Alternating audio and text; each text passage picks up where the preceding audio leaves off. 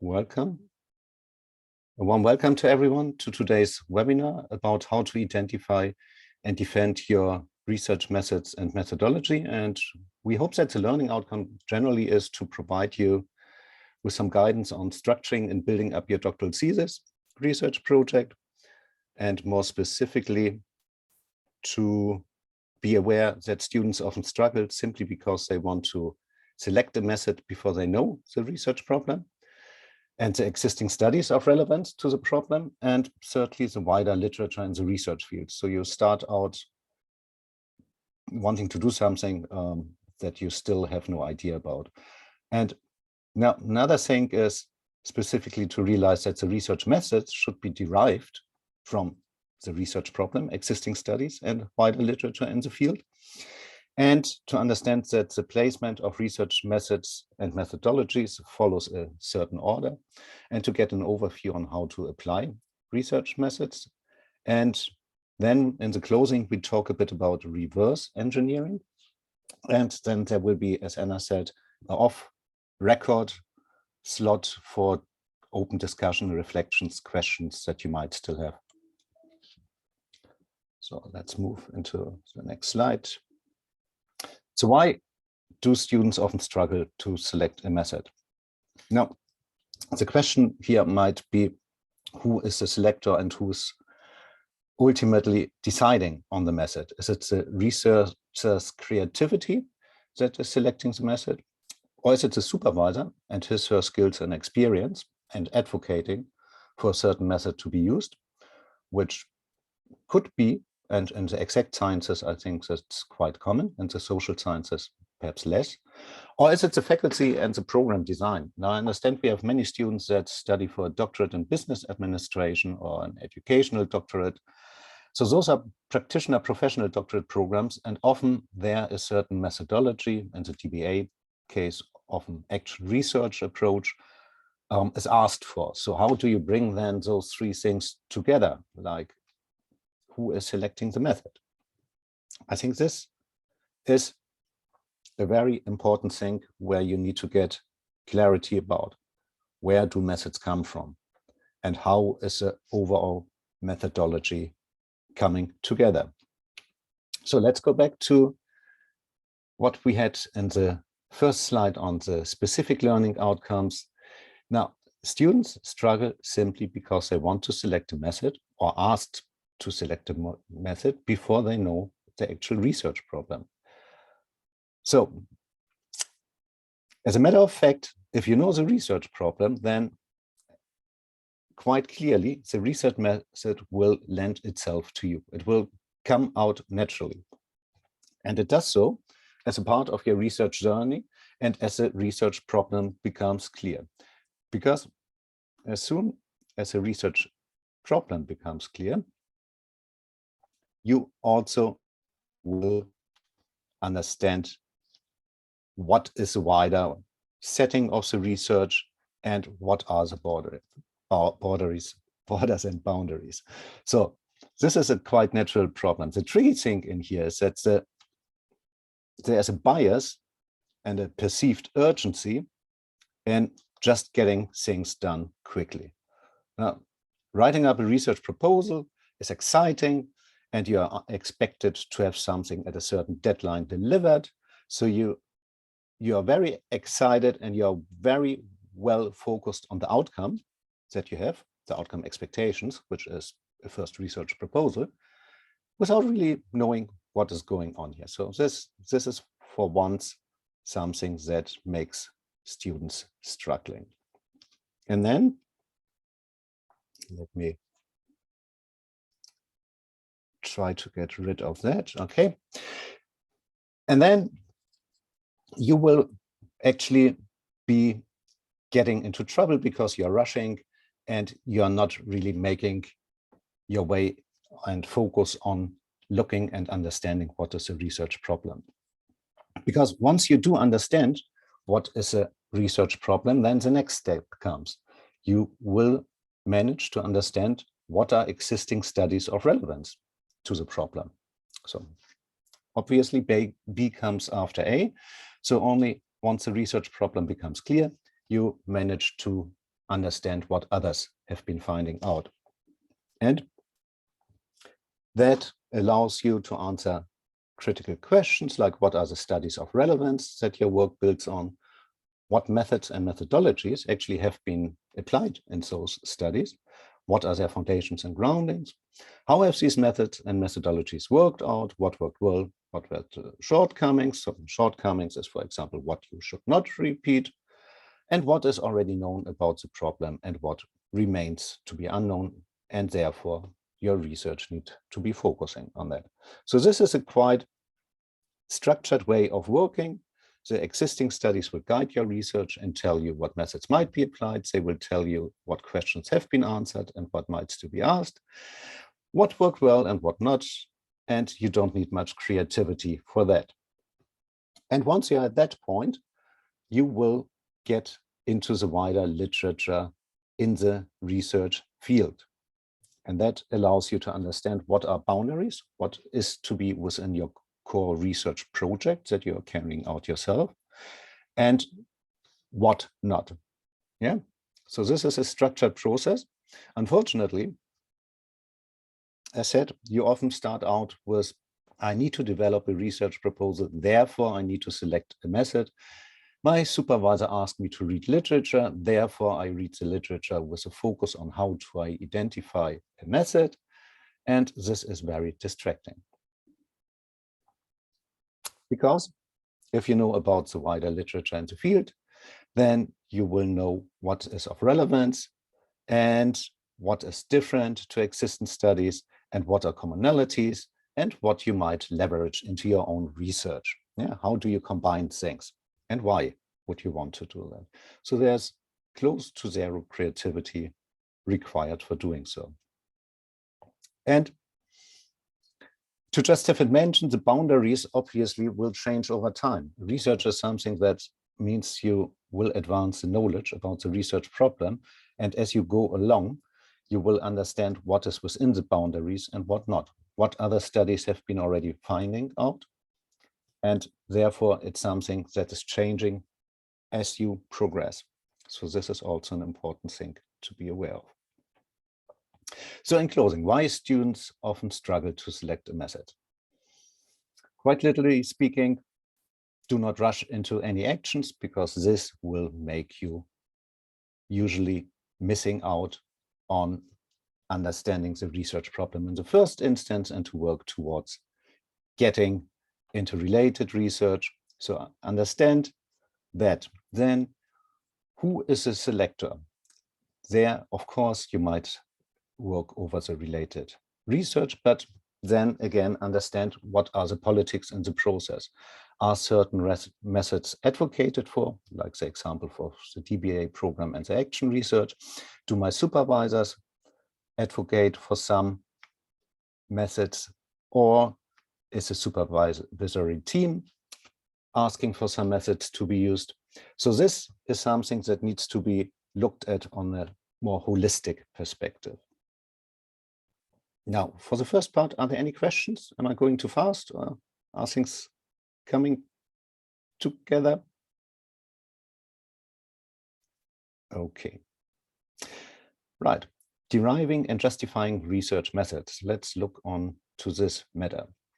So how do you justify your research methods, the theoretical foundations, and the overall methodology?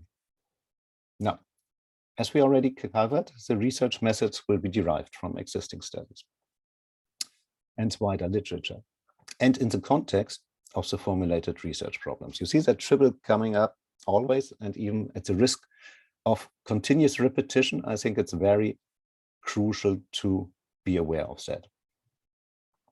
So this provides the basis for clearly articulating the reasons why one particular procedure or technique was chosen, but not another.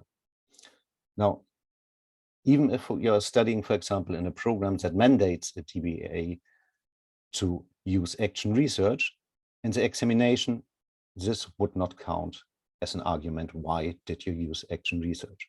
If the problem didn't ask for that, it just doesn't count. So you need to make sure that the research problem is also framed in a way that it asks for this method to be adopt it. And usually that can be done because research problems are an artificial construct that must be designed by you. So, and as long as you comply with the above means being able to clearly articulating the reasons why one particular procedure and technique was chosen, but not another, you're on the safe side. And even if you would be at the viva and the examiners might disagree with the choice, research is as much about logical arguments as it is about questioning and disagreement. Therefore, even if the examiners might disagree with your choice, they will let it go, potentially, if you can provide valid reasons why you have been adopting a certain method and procedure. Now, this is a study from one of my students who just graduated recently, and this is a table of content. And as you will see, the chapter 2 is providing the literature review, and in point 2.3, it has some discussion on a literature base about the role of sales engineering. And this discussion already touches on the methodological foundings that are afterwards being picked up into 5.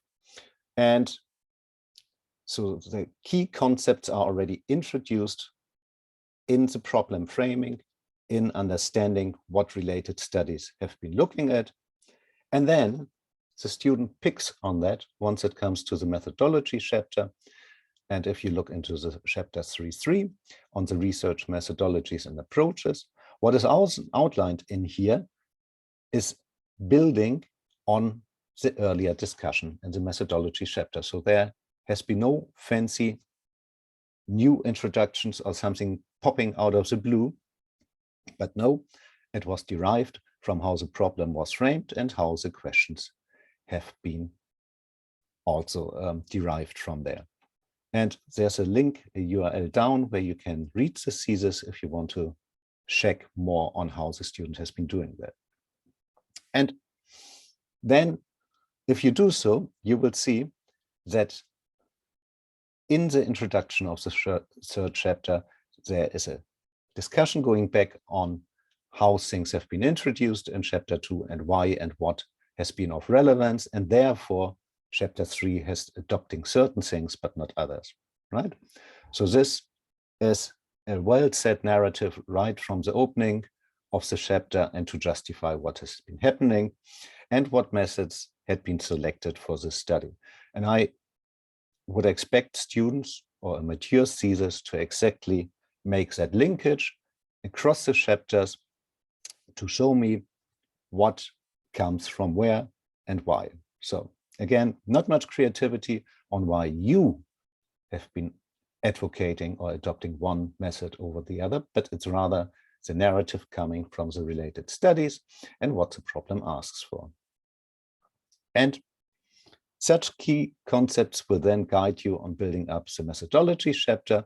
And as you see, interestingly enough, and very often that is the case, at least for the students that I'm working together, that it's 3.3, not 3.0 or 3.1 or 3.2. Now, 3.1 and 3.2 clearly is a foundation, which means you discuss the wider grounding of the research and the philosophy and so forth. But this is not where you start really from. Where you start really from is you start from 3.3, which you got from 2.3. And with this, you know how much you need to go back in 3.2 and back in 3.1 on explaining foundation, what is of relevance and what is not. I think this is very important because research always reads linear and a thesis reads linear, but it is not built up linear. So once again, a note on justification and ability to agree to disagree. While other researchers might disagree with your choices, they will accept what you have been done as long as this can be objectively explained and challenged, because research is about challenging and accepting and being critical in a constructive manner. And this applies equally to the methods and methodology parts.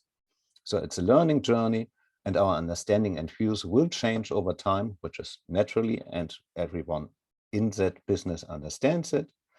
But if you work over existing studies, then, and if those are widely accepted, then other views will potentially be accepted, as long as you do not opinionate. Are there any questions up to that point? Then we come. None.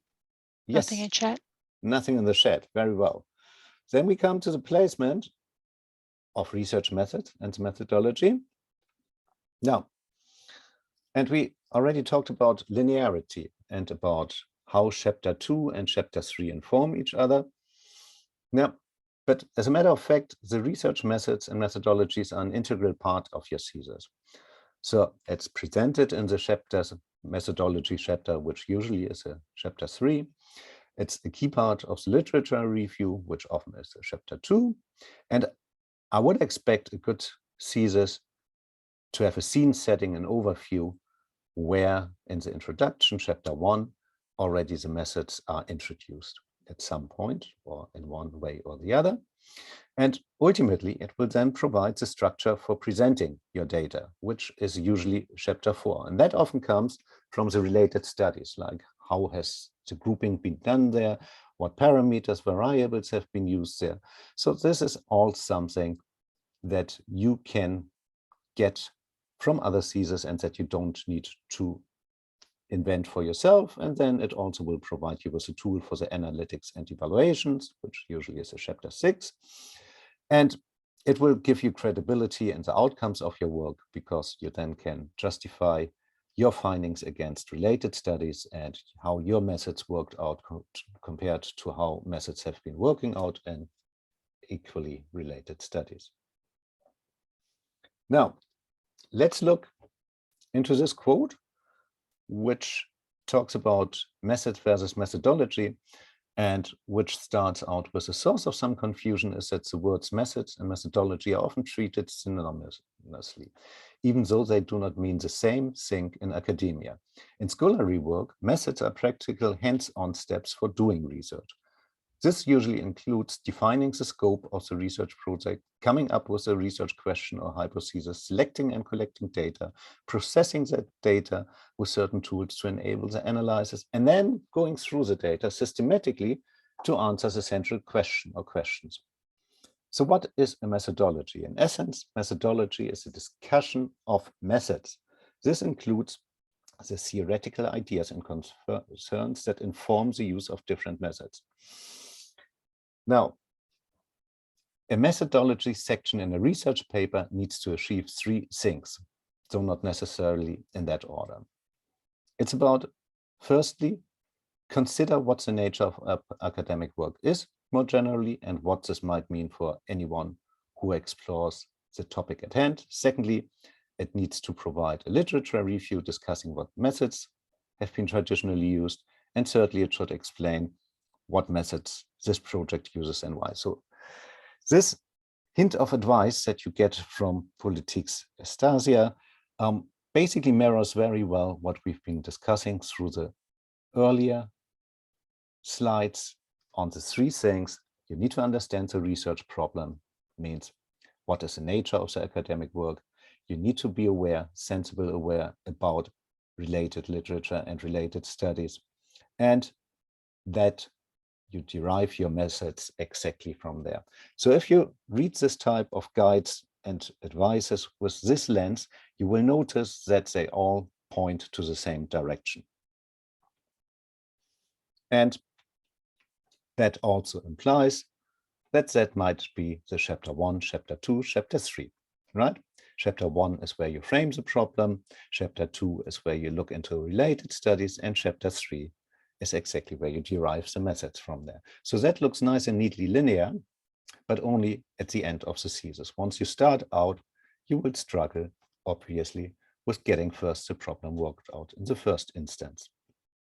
Now, please understand, your research methodologies and methods are an integral part of your thesis. It's not something that is limited to the methodology chapter. It's a key part of the literature review. It's a part of the scene setting and overview of your work in chapter 1. It will provide the structure for presenting your data. It's a good tool for analytics and evaluations, and it will support you on how to present the outcome. So this is a very basic way of presenting it. Before we go on, we have a question from Andre. Did you want to unmute and ask a question? Sure. I'm sorry. I was just typing it in the chat. Hi, Andres. How are you? Good day. Hi. I'm kind of like, okay, so you said that you need to look at the methodologies used by previous research. Right. But I am finding that I'm getting a mixture. I'm getting some qualitative and some quantitative. So what do you do in that case? Do you do like mixed methods, or you just trend towards a particular side, because that's what I'm finding, that I'm getting a little bit of both coming out. So what happens? Now, the tricky thing, as said, is your research, the understanding of the research problem will only come gradually together. So now at this point in time, what do you do? Do you use mixed method? Why would you use mixed method? You need to answer that question. If you are able to answer that question, you're good to go and use mixed methods. If you are not able to answer that question, then try to get that answer. Find the related study that really asks for that. Find the part of the unknown that is still not answered and that would expect you to carry out both quantitative and qualitative studies. Now, I would argue that quantitative studies you carry out once you understand the problem very well. Okay. Because if you don't understand the problem, you need to understand it in the first instance. To understand the problem, you need to look closely. To look closely, you don't need quantitative tools, most often. Okay. Right? But I'm saying that entirely biased because I'm a qualitative researcher and have no clue about quantitative research. No, kidding, sort of. No, but if you don't manage to pitch why you should do a certain thing and not another, whatever you are doing, it's not credible, right? Okay. And contrary to that, if we can have a good critical discussion where you can show me that you did something I would have found insane, that's great. Now, my supervisors told me, you cannot do focus groups online. That's not possible. Now, latest since COVID, we all know we can work virtually and nearly everything is possible. Now, but I had an open-minded supervisor who, after saying that, went to the university library and looked into some books and looked explicitly for related studies that were doing virtual focus groups. And he found them. And then he said, in hindsight, yeah, Andreas, that could work. Give it a try. Okay. So if you don't have an open-minded supervisor, and I do understand there are quite some out there that just want to have it their way, then you also need to understand that this is the end of logic. Here starts politics. Okay. Okay. But I think, Andrea, you are also still at a very early stage, correct? Pardon me? You are also at a very early stage of your research. Yeah, so, but my supervisors are pretty open-minded. And so I don't think I'll have that problem. So no, what I wanted to add was rather, you are still discovering your problem, your research problem. Yes, I'm still discovering. That's why mixed methods at this point is still, coming across. But likely, exactly as you get more focused, likelihood is high that also you do understand how actually you want to research a problem. Exactly. And why I asked that question, because my supervisors told me that as I was reading and developing my research, they wanted me to look at the methods that they use. They said, look and see whether it was qualitative, quantitative, make note of it in everything that you read. So when you said that, I realized the reason why they were telling me to look at the method. Yes, because basically you need to see what previous studies have done. So I get the picture now. Thank you. Let me go to that one important slide. Not that they are all important, but some are more important than others. I think this is a slide that shows a bit the dirty secret, because usually if you talk with your supervisor, your understanding is you need to write 3.0, 3.1, 3.2 first, which you might want to do. But it's much more efficient if you start with writing 3.3, because that would tell, is it quantitative only, is it qualitative also? Why am I doing this? So, and what do I need for the underpinning to explain how I come to 3.3, right? So if you know your 3.3, you can make much better sense of what you need to cover in 3.1 and 3.2, which also includes not only writing that, which is quick, but reading it. Do I really need to read all of that? Up to which point do I need to read backward? 1960, 1930, 1901, 2020, right? So it's a question of strategy also. Good. There were more raised hands. Is that correct? Anna? Thank you. Welcome. No more raised hands? Good. No. Then let me continue. So how to apply research methods? Now, There's a question in the box. There's a question in the box. Oh, just saw that. Thank you. The difference between exploratory and explanatory research. So what is the difference between the two? G'day, Deb. Hi, how are you? Good, thanks. Yeah, I'm just going back to what Professor Andreas was saying. So if the aim was to explain something, then it would be more on the quantitative side. Now I still recall that very question very, very well. It's the same question that I asked myself once putting together my methodology, and I read about it and I thought, yeah, well, I do explore, but I also do explain. And at the end of the day, it's a bit, do you do inductive or deductive research?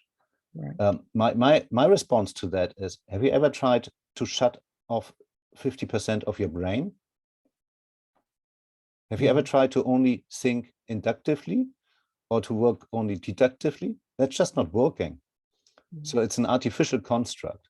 And again, it comes to the open-mindedness of the supervisor of understanding this as a baseline. So if this is understood, then the question is now, what is my research doing more? And what is the study that I'm following? And based upon that, again, the 3.3, based upon that, I know which underpinning in 3.2 and 3.1 do I need? Is it more explanatory? It's exploratory? Is the initial part of my research exploratory, while the second part is explanatory? And therefore, I have two chapters, a chapter 4 where I present the findings and a chapter 5 where I do the analysis, because the chapter 4 is still exploratory, while the chapter 5 tries to explain. Now you see, you come to logic in here. If this is the case, then you can write in 3.4 of your methodology chapter, look, my chapter 4 has an exploratory focus, and therefore this and this is done. And in chapter 5, I try to explain based upon the literature 2.2 to 4.5 structure, those and those things, and therefore this part is more explanatory.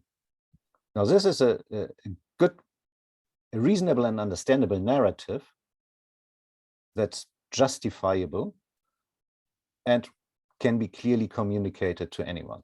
Now, how I fixed it in my thesis is I just refer to the literature and try to make a case. And at one point, the case was good enough, so the examiner let go of. If I would do it again, I wouldn't do it like that. Why? Because it can be done much better and much more logical and much more structured. Is that providing an answer? Yes, yes, thank you. Good. And as said, perhaps your supervisor has a totally different opinion on that. So please also to understand this is research. Just because Andrea says so doesn't mean it is like that. Okay. So Now, how to apply research methods? Again, channel your creativity. Don't invent from scratch. Build on what others have done. Try to adapt what worked well and improve what did not work. Yeah. So in the simplest form, for each question that you want to ask in an interview, check if others have asked this already, and if you know the answer to that already, or if you need to answer that again, or have an answer to this again. Why do you need it? Is the context different? Right? It must be all logical and well explained. Don't be hastily and quick on this end. Because existing studies come with existing theoretical and conceptual frameworks, tested research methods, formulated research questions, and the like. And this allows you to build up your methodology chapter. Yeah. So that's a very structured way of work. And the way you write up the research might be very different to the way you carried it out. And this is how we started in this webinar today. It was at 1, 2, 3. Do you know the research problem? No. Get a knowledge about it. Do you know the existing studies? No. Learn about it. So as you progress, as more you will not gather knowledge only, but also experience. And perhaps the first interview worked out quite not so good. And therefore you changed something for the next interview, or you found out another related study that had a cool approach on how to frame questions or which type of activities to use. So you haven't done that in the first part of your research, but you've done it in the later part. So how do you then build that into your methodology chapter? Do you let go of the initial part and totally change? Or do you say, no, that is an evolution taking place, and therefore both were combined? While the first question was answered using this approach, the second question was answered building on that study, right? I mean, it must read simple, logical, and neatly. And this is something you should try to work out over time. So that's not a one-time off, chapter 3 done, but it's something going back to chapter 3 and slowly mirroring out how the work belongs together. So now let's look into this example. It not only shows how to apply mixed method, but it also can provide you with a framework that potentially could be used in your research. So you get a 2-for-1, right? Likely even a 3-for-1. Yeah. And building on the works of others then allows you to justify what you did and how you did it. And here's an example from a thesis, which you also might to look into to get a better understanding. As can be seen from the literature, blah, blah, blah. So you justify everything that you put in. You're not coming out of, I think that should be done, therefore I did it, which doesn't fly as well as if you work over related studies. Is there a point up to that part before we come into the more final part of the webinar? There's nothing in chat and no hands up. No hands up. Okay. Don't know if that's good or bad, but it is as it is. Now, research methods and the role of reverse engineering. Andreas, before you move further, actually, there is a question at the chat. Sometimes we also are not clear as to research until after we have done some literature review. Could it also be the other way around? Read first, then come up with the research problems? Of course. And this is likely the traditional way that you understand the words that come out of the mouth of your supervisor. Go and read. And students can do that quite well. They can do that for 1 month, for 2 months, for 6 months, for 12 months, up to the point where it perhaps is too late. And it's fair enough. You always need to read a bit to get an understanding. But now at Google X, they call it monkey first. If you want to teach a monkey how to cite Shakespeare, what do you do first? To build the pedal where the monkey stands on, or to teach the monkey? Now, the easiest thing is to build just something you know how to build it. So you start with this.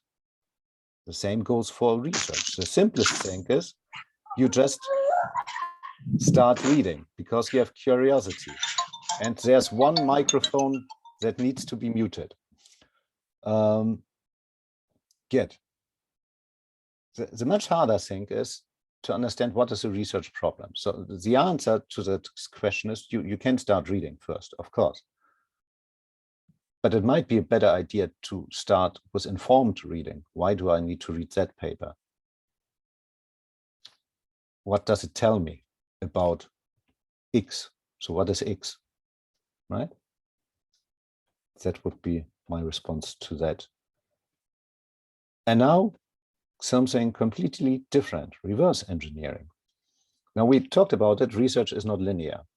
And we talked about that knowledge becomes available gradually and the findings, and that you do some analytics, you understand things better, that you might find out related studies, how they have been doing things. And then you think, oh yeah, actually, what I've been doing is grounded theory. I never thought about that, but now that I read about it, that was grounded theory. So if that is the case, then you might want to make sure that you cover this adequately in the literature review, where you bring in the latest readings that you perhaps only had today, and where it sits next to something that is 2-year-old in writing, but that needs coverage because you now understand what you have been doing was actually grounded theory. I never thought about that. But now that's so obvious. So you have it in 2.3, and obviously then you also should bring in that piece of information in the methodology chapter, right? And you won't write there, in hindsight, actually, I knew I did. That would read a bit odd, right? But you adapt it in a narrative that would look like, oh no, that actually that study was developed 3 years ago, exactly doing that. And that's not a lie, it was. The only thing that's different is you were not aware about what you have been doing. Today you are aware because you found that study, right? 3 years later, oh, finally, I do know. But again, this is nothing surprising because this is research. And again, you could have spent the first 18 months reading to just have everything nicely together. But guess what? It changes again. So it's not that it's more time efficient to first have a good fundament of reading to then, and I'm not advocating here for not reading. I just say, know why you read what, okay? And then make sure you reverse engineer over time your thesis so that the different parts add up, inform each other, and that all information is covered adequately across the thesis. And look back to the table of content from the example thesis we had at the earlier slides, how nicely that comes together and reads, right? And I would argue that a thesis that hits that level hardly will fail or get majors in the Viva. So we had that graduality and nonlinearity is something that is part of research.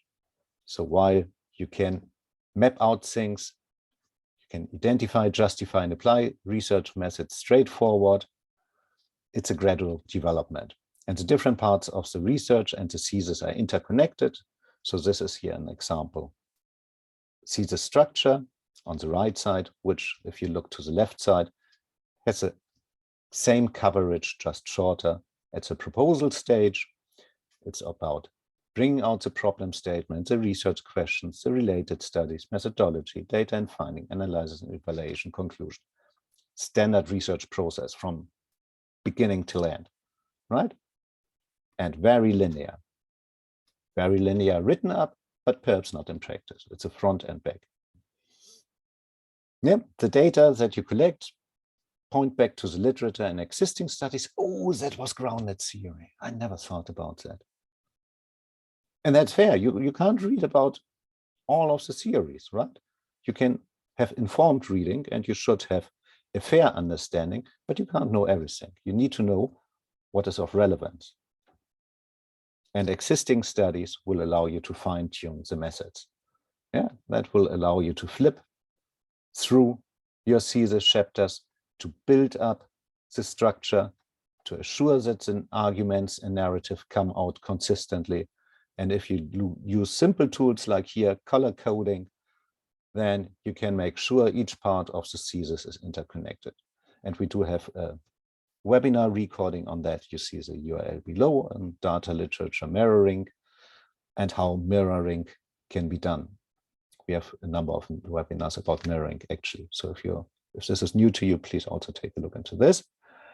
And while working out the methods might be a sequential process, it's not a linear. So it's a juggling front and back, and where knowledge and understanding gradually builds up. So this is something that is just inherent, I would argue, to any research process. And of course, just because I would argue doesn't mean that others would agree. And I, as a supervisor, also would expect a well-linear reading research proposal. If it's not linear reading and muddled, then it's not up to the standard. So I do expect that also from the students. But I do also understand that ultimately the first research proposal is just that, a first research proposal. And then the knowledge develops and emerges as the student goes along and as the research progresses, and therefore the method will also become more clear, more fine-tuned, better justified, with better adoption of what has been done, with some questions being already shut up in the literature review. No, I do not need to look at that further, it's well understood, while others might emerge and therefore are put into the methodology chapter. And again, if you're having that level of detail, and that level of detail is also visible in the table of content, then you will immediately see what is missing. Look at that left illustration. It's quite clear the trumpet is missing because the trumpet is a key part of the findings and analysis and of the conclusion. So why is it not in the literature review? There might be a reason for that.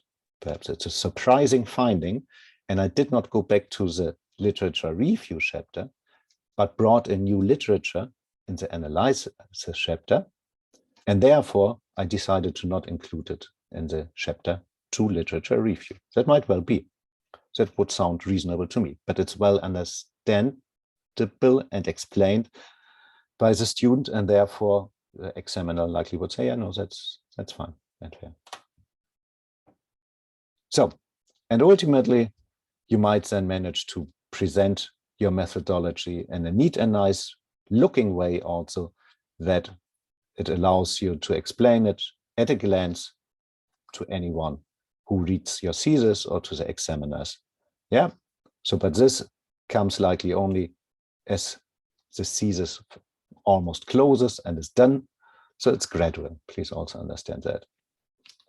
Now with this, we move into the end part of the webinar, and we do have some 2 clubs available where you can study that further. If you're at the initial start, then it would be the Research Proposal Development Club, which is run by me. So there you are welcome to our weekly sessions that we have.